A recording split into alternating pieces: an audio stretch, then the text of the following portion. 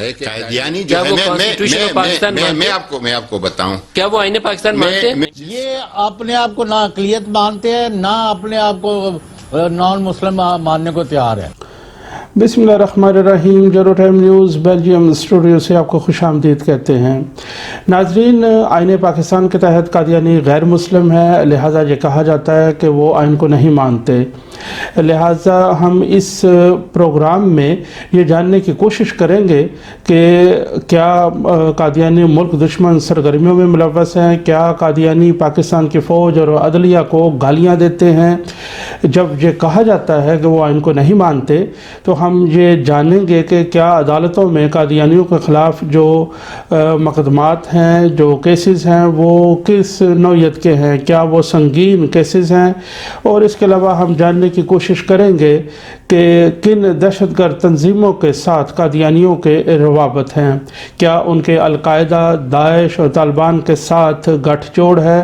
اسی حوالے سے ہم پروگرام میں اپنے مہمان شمشاد چودھری سے بات کریں گے۔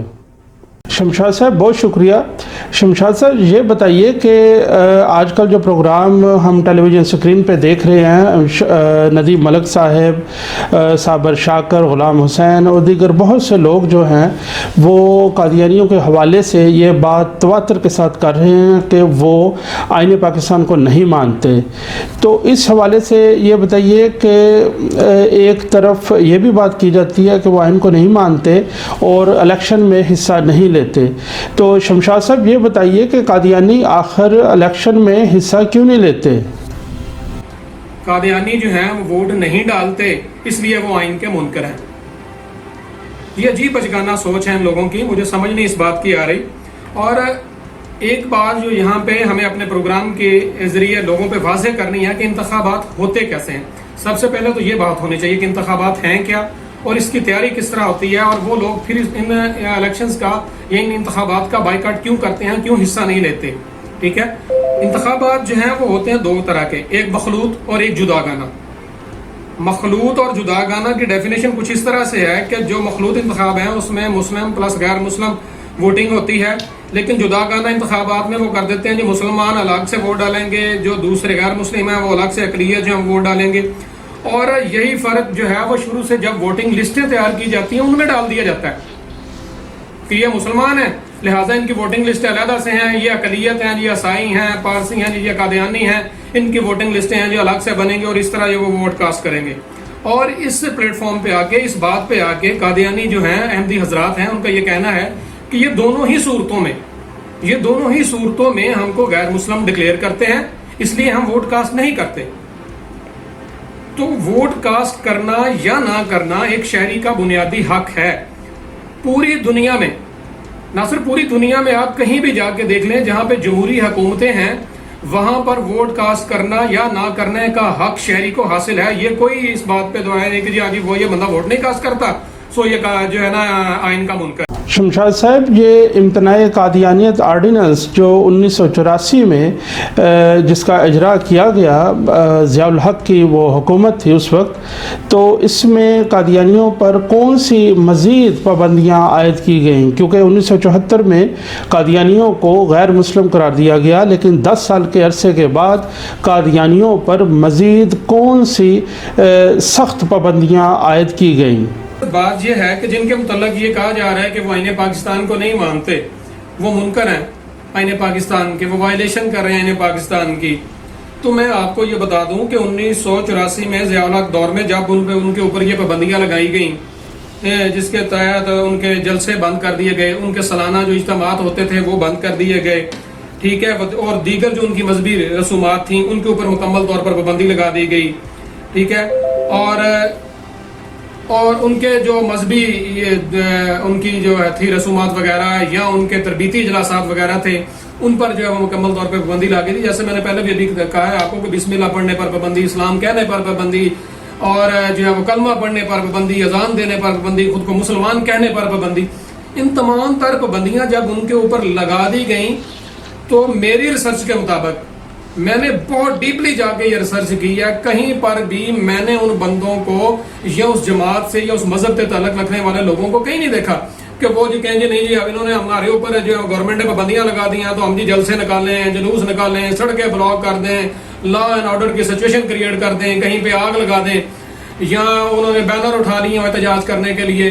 ایسا کہیں بھی نہ صرف پاکستان میں، پوری دنیا میں بھی جہاں جہاں وہ لوگ رہتے ہیں کہیں بھی ایسی چیز دیکھنے میں نہیں، خاص طور پہ پاکستان میں تو بالکل بھی نہیں. پر امتناع قادیانیت آرڈیننس کے تحت جو پابندیاں لگیں اور 1974 میں جو ان کے اوپر پابندیاں لگائی گئیں وہ ان کی پاسداری مکمل کیے ہوئے. وہ لوگ اس چیز کو دیکھ رہے ہیں کہ ہمارے اوپر یہ پابندی لگی ہے لہٰذا ہم جو ہے اس کو نہیں کریں گے. اور مزے کی جو بات ابھی دیکھیں پچھلے دنوں جو حکومتوں انہوں نے کیا کیا، ان کے جو رسائل وغیرہ تھے، رسالے چھپتے تھے، وہ ان کے اوپر پابندی لگ گئی. ان کا روزنامہ اخبار تھا اس کے اوپر بھی پابندی لگ گئی. ایون کہ ان کے ٹوٹل لٹریچر کے اوپر پاکستان میں اس وقت پابندی ہے، بین ہے ہر چیز. جو دیکھنے میں آیا کہ وفاقی دارالحکومت لاہور میں بہت سارے بڑے بڑے شاپنگ مال میں الٹا ان کے خلاف یہ چیزیں لگی ہوئی ہیں. دکانوں کے اوپر سٹکرز لگے ہوئے ہیں، بڑے بڑے بینر آویزاں کیے ہوئے ہیں کہ دکان میں قادیانیوں کا داخلہ منع ہے. اور بنیادی طور پہ ان کے ساتھ جو ہے وہ سوشل بائیکاٹ بھی کر دیا جاتا ہے. میرے خیال میں ندیم ملک صاحب، صابر شاکر صاحب، غلام حسین صاحب، اور یہ مقبول جان صاحب، وقار زکا صاحب اور خلیل الرحمان قمر صاحب، میں سب سے آپ سے پوچھ رہا ہوں کہ کیا مجھے بتائیں کہ آئین اس چیز کی اجازت دیتا ہے کہ آپ فتووں کی دکان سجا لیں اور جو مرضی باتیں کر رہے ہوں کہ ان کے اوپر جو پابندیاں لگیں وہ تو آئین کی مکمل پاسداری کر رہے ہوں. شمشاد چودھری صاحب یہ بتائیے کہ جو جیلوں میں جو بند ہیں قادیانی، ان کے خلاف جو کیسز ہیں وہ کس نوعیت کے وہ کیسز ہیں، اور کیا وہ ملک کے خلاف، آئین کے خلاف، ان کی سرگرمیوں کے حوالے سے کیسز ہیں، کیا وہ جو کیسز ہیں ملک سے بغاوت کے حوالے سے ہے؟ اس حوالے سے ناظرین کو کچھ بتائیے. ان کے خلاف جو مقدمات درج ہیں وہ کیا ہیں جی، جس کے تحت اس وقت بھی سینکڑوں جو احمدیز ہیں وہ مختلف جیلوں میں اس وقت بند ہیں. وہ مقدمات کیا ہیں جی کہ وہ ان کے خلاف کلمہ پڑھنے کے مقدمات ہیں جی. انہوں نے سڑک کے اوپر کھڑا ہو کے خود کو مسلمان ظاہر کیا اور انہوں نے کہا جی میں مسلمان ہوں، لا الہ الا اللہ محمد رسول اللہ پڑھا ہے، لہٰذا اس کے خلاف مقدمہ درج کر لیا جائے. انہوں نے اذان دی ہے اور اس لیے ان کے خلاف مقدمہ درج کر لیا جائے. انہوں نے مسجد کا مینار بنایا ہے، اس کے لیے ان کے خلاف جو ہے وہ مقدمہ درج کر لیا جائے. جی مسجد کو مسجد کہتے ہیں، اس لیے ان کے خلاف مقدمات درج کر لیے جائیں. یہ شاعر اسلام استعمال کرتے ہیں، اس لیے ان کے خلاف جو ہے مقدمات درج کر لیجیے. یہ گھروں کے باہر ماشاءاللہ بسم اللہ کیوں لکھتے ہیں، اس لیے ان کے مقدمہ درج کر دیا جائے. شادی کارڈ کے اوپر انہوں نے بسم اللہ لکھ لیا اور اس وجہ سے ان کے خلاف مقدمہ درج ہو گئے. رمضان المبارک کے حوالے سے جو بزنس مین کمیونٹی ہے انہوں نے کوئی کیلنڈر شائع کیا، اس کے اوپر روزہ رکھنے اور کھولنے کی اگر انہوں نے دعا لکھ دی تو تب ان کے خلاف مقدمہ درج ہو گئے. کہ یہ جو ہیں وہ ان کے خلاف مقدمات اس طرح کے جو ہیں وہ درج کیے جاتے ہیں.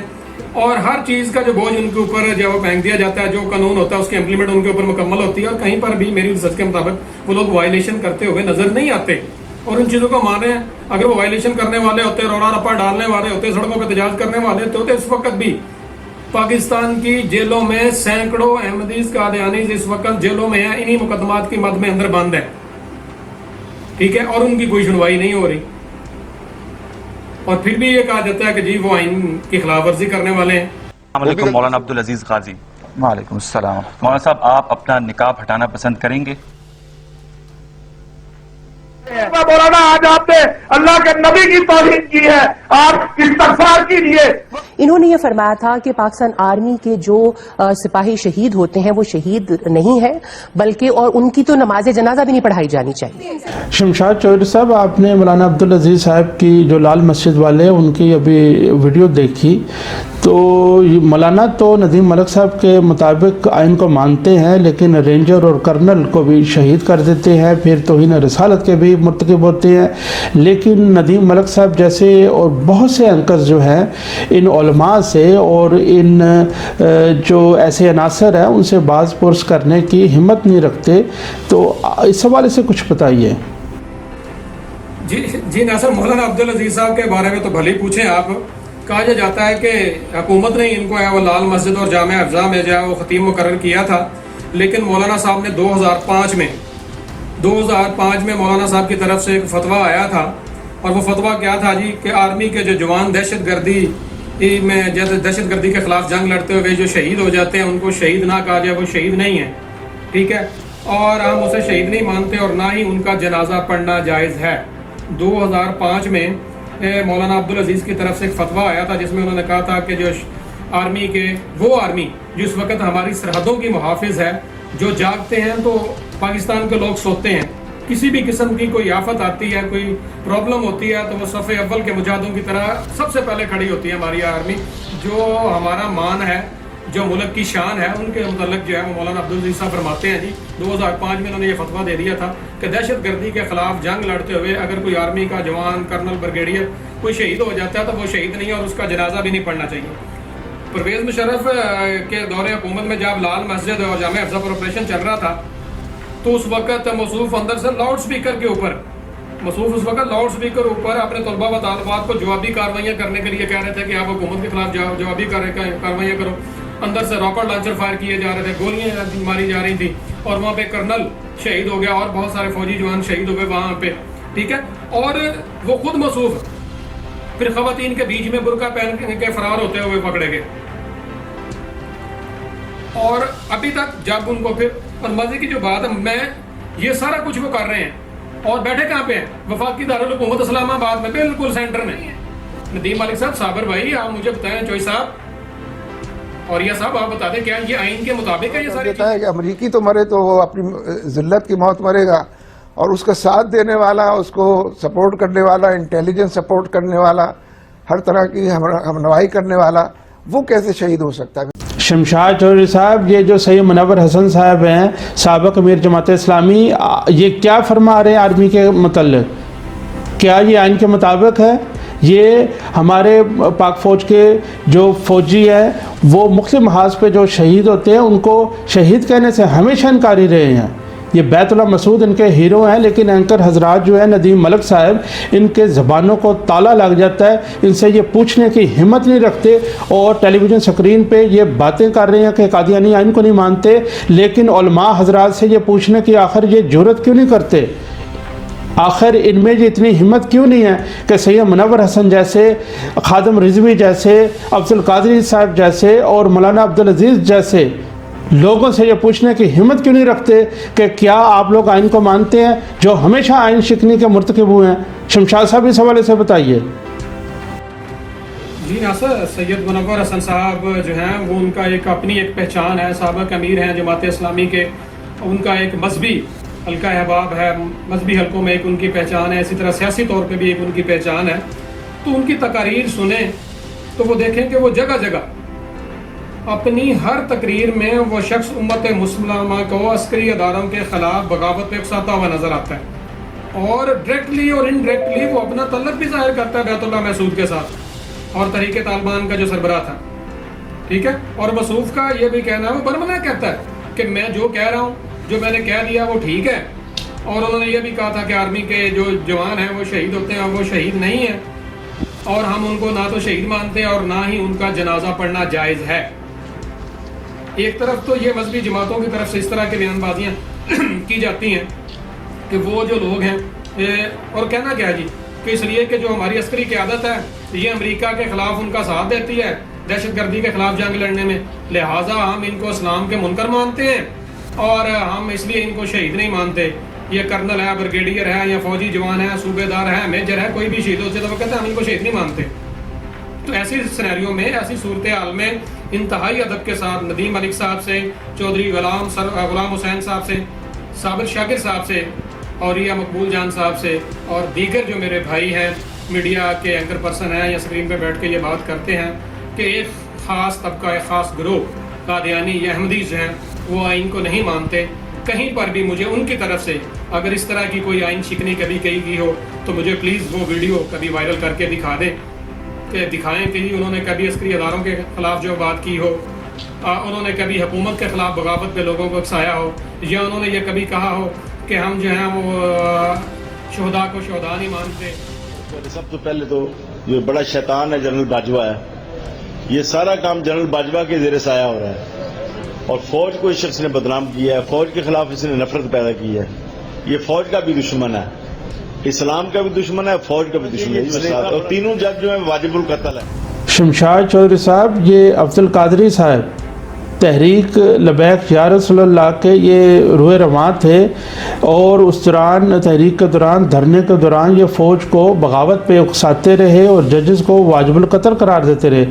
तो क्या ये सब सरगर्मियाँ आइन के मुताबिक थी?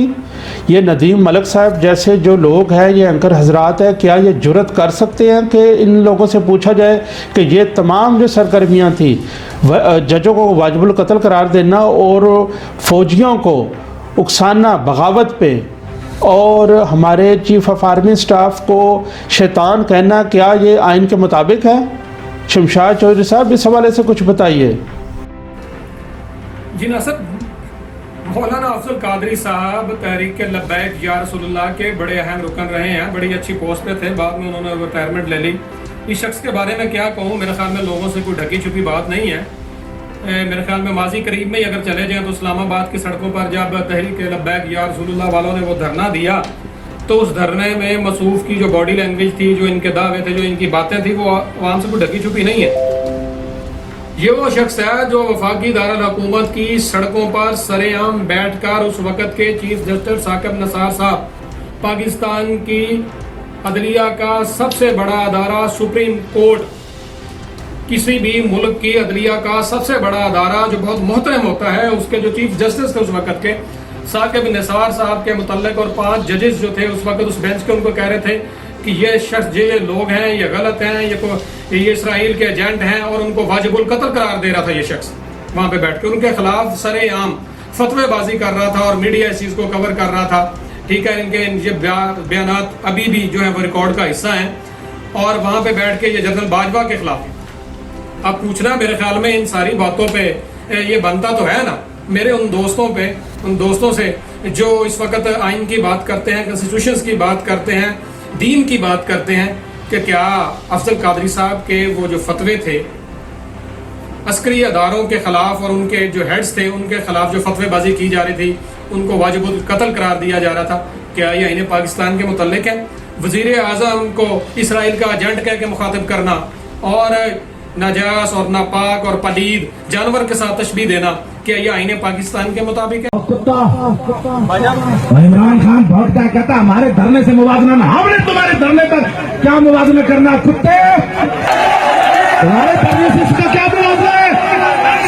کنجریوں کی ناچ پر ناچنے والے کہ صاحب احمد کتے کو پارلیمنٹ کے سامنے پھانسی دی جائے۔ شمشاد چودھری صاحب، یہ خادم حسین رضوی صاحب جو ہیں، آپ کو تو پتہ ہے کہ گالیوں کے حوالے سے یہ انتہائی مقبول اور معروف ہے، لیکن آئین شکنی کے علاوہ یہ توہین رسالت کے بھی مرتکب ہوتے ہیں، جیسا کہ آپ نے ویڈیو میں ملاحظہ کیا۔ یہ فوج اور عدلیہ کو بھی گالیاں دیتے ہیں، لیکن اینکر حضرات ان سے پوچھنے کی ہمت نہیں رکھتے اور ان کے متعلق یہ کہتے ہیں کہ یہ آئین کو مانتے ہیں۔ پھر مولانا صاحب جو ہیں وہ یہودیوں کے داماد قرار دیتے ہیں ہمارے وزیر اعظم عمران خان صاحب کو، پھر اس کے علاوہ یہ کتوں سے تشبیہ دیتے ہیں فوج کو اور ملک کے وزیر اعظم کو، ملک کے عدلیہ کو۔ تو اس حوالے سے بتائیے کہ میڈیا حضرات جو ہیں ان سے سوال پوچھنے کی ہمت آخر کیوں نہیں رکھتے؟ ناصر، خادم حسین رضوی صاحب تحریک لبیک یا رسول اللہ کے جو اس وقت مین مرکزی ہیں، ان کے رہنما ہیں، ان کے متعلق میں اگر بات کروں تو میرے خیال میں نہ صرف پاکستان، دنیا کے کسی ملک میں بھی اگر چلے جائیں، جو پاکستان کے ساتھ جس بندے کا بھی تعلق ہے، وہ یہ ایک ایسی شخصیت ہیں کہ ہر بندہ ان کو جانتا ہے، خواہ وہ مذہبی حلقے سے ہے، خواہ وہ سیاسی حلقے سے ہے، عسکری حلقے سے ہے، یا کہیں سے، یا میڈیا سے ہے۔ تو مولانا صاحب کے حوالے سے یہ میں بات کرنا چاہوں گا کہ پہلے بھی مولانا صاحب کہیں ہوں گے، لیکن اسلام آباد والے دھرنے میں خاص طور پہ یہ بالکل کھل کے جو ہے وہ سامنے آئے گا۔ اسلام آباد کی سڑکوں کے انہوں نے بند کر دیا ہوا تھا، نہیں ان کو اس بات کی پرواہ تھی کہ کوئی ایمبولینس میں بندہ مر رہا ہے تو پیا مرے، اور پھر یہ کہتے تھے کہ پورے پاکستان کو جو ہم لوگ بلاک کر دیں گے، اور ملک کو انہوں نے جیم کر کے رکھ دیا، سڑکوں کو بلاک کر دیا۔ بات کس کی کرتے ہیں؟ بات اسلام کی کرتے ہیں، بات آئین کی کرتے ہیں۔ اسلام میں تو رستوں سے پتھر ہٹا کے پیچھے کر دیں کا بھی ثواب ہے، ٹھیک ہے۔ اور یہ جو یہ لوگ تھے، انہوں نے وہاں پہ کیا کیا؟ آپ کبھی ریکارڈ کا حصہ ہے ان کا، ابھی تقریر آپ یہ دیکھ لیں، ابھی آپ نے کلپ جو سامنے آپ نے وہ آن کیا ہے، حکومتی اداروں کے خلاف انہوں نے جو وہاں پہ بد زبانی کی، جو گندی گالیاں، واضح اور گندی گالیاں انہوں نے نکالی، سوشل میڈیا پر انہوں نے وائرل کی کہ اگر میڈیا ہمیں یہ کور نہیں کرے گا تو ہم یہ خود وائرل کریں گے۔ عدلیہ کے خلاف، عسکری اداروں کے خلاف انہوں نے اعلان بغاوت وہاں پہ کر دیا، با آواز بلند، اوپن، ہر بندہ دیکھنے اور سننے والا تھا۔ اور جو زبان وہاں پہ استعمال کی گئی، اللہ اللہ اللہ اللہ اللہ، وہ زبان علماء دین کو کیا وہ زیب دیتی ہے؟ بتا پوچھیں. اور عسکری اداروں کے خلاف تو جو بد زبانی وہاں پہ کی گئی اور لوگوں میں، عوام میں اور فوج کے اندر لوگوں کو اس بات پہ اکسایا گیا کہ آپ جنرل باجوہ کے خلاف بغاوت کر دیں، حکومت کے خلاف بغاوت کر دیں. کیا وہ جو دھرنا تھا وہ آئینی تھا؟ وہاں کے اوپر جو فتوی بازی کی گئی تھی، لوگوں کو بغاوت میں اکسایا گیا تھا، وہ آئینی تھا؟ وہ آئین پاکستان کے خلاف جو حق میں تھا، یا آئین پاکستان کے مطابق تھا؟ وہ پاکستان کے قانون کے مطابق تھا؟ وہ پارلیمنٹ کے میں جو بیٹھ کے باتیں کرتا ہے ان کے مطابق تھا؟ یہ جو بڈھے ریٹائرڈ جرنیل آتے ہیں اسرائیل کی نمائندگی اور اس کی ترجمانی کرنے کے لیے، اسرائیل کے وظیفوں پہ پلنے والے جرنیلوں، ریٹائرڈ جرنیلوں، اپنے حدود میں رہو. شمشاد چودھری صاحب، آپ نے یہ ملاحظہ فرمایا مولانا فضل الرحمان سابق کشمیر کمیٹی کے چیئرمین، ان کی یہ باتیں آپ نے ملاحظہ فرمائی ہیں. یہ کہہ رہے ہیں کہ ہمارے جرنلز جو ہیں اسرائیل سے وظیفہ لیتے ہیں. ندیم ملک صاحب، کیا یہ آئین شکنی نہیں ہے؟ اور دوسری طرف غلام حسین صاحب کہتے ہیں کہ جی اسرائیل اور انڈیا کے ساتھ جو ہیں وہ قادیانیوں کے تعلقات ہیں.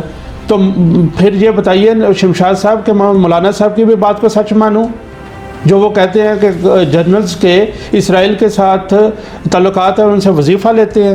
پھر مولانا صاحب کہتے ہیں کہ ایجنسیاں جو ہیں وہ فساد کی جڑ ہے، اور ندیم ملک صاحب جیسے لوگ اور اینکر حضرات ان سے پوچھنے کی ہمت نہیں رکھتے، اور پھر یہ پیمرا کے اصولوں کی، ضوابط کی اسے دھجیاں بکھیرتے ہوئے یہ کہتے ہیں قادیانی آئین کو نہیں مانتے.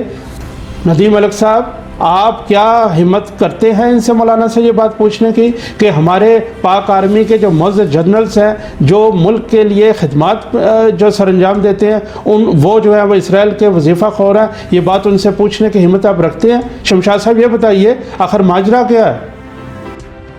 کے متعلق بتانے سے پہلے مولانا فضل الرحمان صاحب کے متعلق پہلے ان کے والد سے، والد محترم جو ہیں ان کے متعلق تھوڑی سی بات کرنا چاہوں گا کہ یہ موصوف جو ہیں مولانا مفتی محمود صاحب کے فرزند ارجمند ہیں جی. اور ان کا یہ کہنا تھا، مولانا مفتی محمود صاحب جو ہیں وہ ان کے جو والد تھے وہ کہتے تھے کہ شکر ہے کہ اللہ کا شکر ہے کہ میں پاکستان کو بنانے کے گناہ میں شامل نہیں ہوں. ان کے والد جو ماجد تھے وہ کہتے تھے کہ شکر ہے جی میں پاکستان کو بنانے کے گناہ میں شامل نہیں ہوں.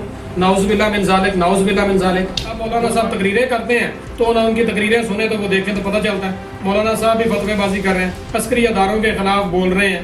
وزیر اعظم موجودہ جو ملک کا ہے، جو جس طرح پہلے الیکشن میں سلیکٹ ہو کے آتا ہے وہ بھی آیا تو اس کو کہتے ہیں یہ اسرائیل کا ایجنٹ ہے. جرنیل جو حاضر سروس ہیں ان کو بھی جو ریٹائر ہو چکے ہیں ان کو بھی برملا کھڑے ہو کے للکار کے کہتے ہیں جی کہ تم اسرائیل کے ایجنٹ ہو، تمہیں وہاں سے فنڈنگ ہوتی ہے اور تم لوگ جو ہے وہ غلط کر رہے ہو، تمہارا کام نہیں ہے کہ تم ہمیں سیاست سکھاؤ. تو کون سی آئین کی ایسی شک ہے جس میں یہ سارا کچھ لکھا ہے کہ آپ وہ آئین عسکری اداروں کے ساتھ اعلان جنگ بھی کریں، بغاوت پہ لوگوں کو ستائیں، آرمی کے بیچ میں لوگوں کو کہیں جی ایسا کریں، ججوں کے خلاف قتل کے فتوے دیں، گالیاں دیں، سڑکوں کے اوپر بیٹھ کے قانون کو نہ ماننے کی اور جوتی پہ رکھنے کی بات کریں، پولیس کے جوانوں کے اوپر حملے کریں، جو میڈیا کی ڈی ایس این جیز ان کو آگ لگا دیں، ان کو ماریں، کیمرے توڑ دیں، ان کے رپورٹرز کو گالیاں دیں. یہ سارا کچھ یار آئین کے مطابق ہے. اور آج تک یہ بڑی بات ہے کہ کہتے ہیں جی قادیانی جو ہے آئین کی خلاف ورزی کرتے ہیں. کس شک کی؟ جی فلانی شک کی، اور شک کے مطابق کبھی بھی کوئی بندہ کورٹ تک نہیں گیا، عدالت تک کسی نے رجوع نہیں کیا یہ انہوں نے آئین کی فلانی شک کی خلاف ورزی کی ہے، ہم عدالت میں جا رہے ہیں. عدالت میں جانے سے ڈرتے ہیں، صرف قانون نافذ کرنے والے اداروں کے اوپر پریشر دیتے ہیں اور کہتے ہیں جی ان کے اوپر مقدمات درج کر لیے جائیں. خود جو ہے وہ اپنے آپ میں، وہ اپنے گریبان میں جو کوئی نہیں جھانک کے دیکھتا کہ یہاں پہ کیا ہو رہا ہے، اور دوسرے لوگوں کے اوپر فتوی بازی کی جا رہی ہے. شمشاد چودھری صاحب آپ کا بہت شکریہ، آپ نے انتہائی تفصیل کے ساتھ جو لوگ آئین کو مانتے ہیں ان کا ذکر کیا اور جو آئین شکن ہے ان کے بارے میں بھی تفصیل سے یہاں پہ ناظرین کے سامنے بات کی. ناظرین، پروگرام کے آخر میں گزارش کروں گا کہ غلام حسین صاحب سے کہ وہ قادیانیوں کے خلاف مقدمہ درج کروائیں، کیونکہ ان کے پاس اسرائیل اور انڈیا کے ساتھ جو قادیانیوں کے تعلقات ہیں، جو ان کا گٹھ جوڑ ہے، اس کے حوالے سے ان کے پاس ثبوت ہیں. کیونکہ غلام حسین صاحب साहब 1974 से लेकर 2020 तक किसी एक शख्स ने भी अदालत में कादियानियों के ख़िलाफ़ कोई मुकदमा नहीं दर्ज करवाया। गुलाम हुसैन साहब 46 बरस बीत चुके हैं, लेकिन कादियानियों के ख़िलाफ़ इस हवाले से कोई मुकदमा दर्ज नहीं करवाया गया।